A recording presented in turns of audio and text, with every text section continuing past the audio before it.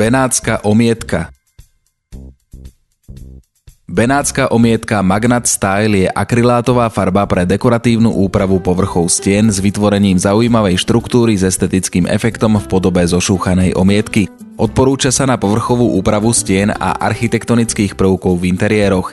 Benátska omietka je výnimočným materiálom pre povrchovú úpravu. Prináša dokonalé a jednoduché riešenie pre tých, ktorí hľadajú netypické dekoratívne efekty v úprave interiérov.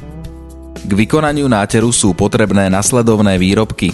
Základná farba, akrylátová farba pre prípravu podkladu, benátska omietka, náterová hmota umožňujúca vytvoriť dekoratívny efekt zo šúchanej omietky, farbiaci pigment, koncentrát pre farbenie výrobkov Magnat Style, rustikálny lak, matný akrylátový lak pre zabezpečenie náteru z benátskej omietky, štetec Magnat Style, plastová špachtľa Magnat Style.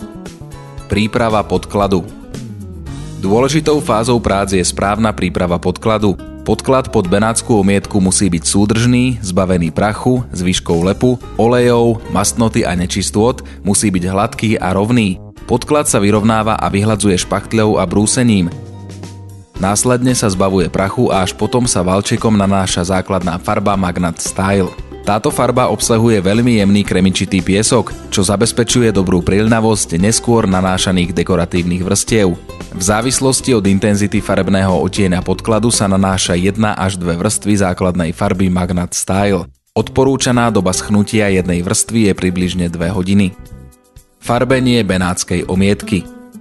V závislosti od zvoleného farebného odtieňa sa k benátskej omietke pridáva zodpovedajúce množstvo farbiaceho pigmentu. Po dôkladnom vytlačení pigmentu z tuby sa materiál mieša ručne tak, aby sa neroztlačili biele vločky farby obsiahnuté vo výrobku. V prípade potreby zafarbenia niekoľkých balení benátskej omietky je nevyhnutné zmiešať ich obsah v jednej nádobe a tónovať celý obsah naraz, aby sa dosiahol jednoliatý farebný odtieň. Nanášanie prvej vrstvy. Benátska omietka Magnat Style sa nanáša v 2 vrstvách pomocou špeciálneho štetca. Nanášanie sa začína od ťažko prístupných miest. Naberá sa malé množstvo farby, jemnými pohybmi pozdĺž a naprieč plochou sa benátska omietka aplikuje tak, aby sa neroztlačili drobné biele vločky obsiahnuté vo výrobku. Pre získanie jednoliatej vrstvy výrobku bez viditeľných spojov by sa malo nanášanie dekoratívnej hmoty urobiť na celej ploche naraz bez prestávok. Nanášanie omietky v príliš veľkých množstvách značne sťažuje jej rovnomerné roztretie, čo môže zapríčiniť vznik škvrn na zaschnutom povrchu. Pri aplikácii omietky na veľkú plochu sa odporúča občasné premiešanie výrobku. Zošúchanie prvej vrstvy. Asi po 10 až 15 minútach sa na nanesenej vrstve v závislosti od teploty prostredia pomocou špeciálnej plastovej špachtle jemne roztláčajú drobné biele čiastočky výrobku obsiahnuté v benátskej omietke za účelom získania špeciálneho dekoratívneho efektu. Pohyby špachtľou majú byť zhodné so smerom nanášania dekoratívnej hmoty. Na začiatku tejto činnosti treba obrátiť pozornosť na biele čiastočky zhromažďujúce sa na špachtli. Ak tieto čiastočky sú ešte priľnuté k povrchu náteru, znamená to, že náter nie je ešte dostatočne suchý a s vykonaním tejto činnosti treba ešte niekoľko minút počkať. Keď je vrstva nanesenej benátskej omietky zodpovedajúco suchá, vtedy počas práce na nej výrazne vidno biele čiastočky. Hotový náter sa nechá schnúť minimálne 2 hodiny. Nanášanie druhej vrstvy. Pred začatím nanášania druhej vrstvy benátskej omietky ju treba znova ručne premiešať. Druhá vrstva sa nanáša takým istým spôsobom ako prvá, pohybmi na kríž, pozdĺž a naprieč.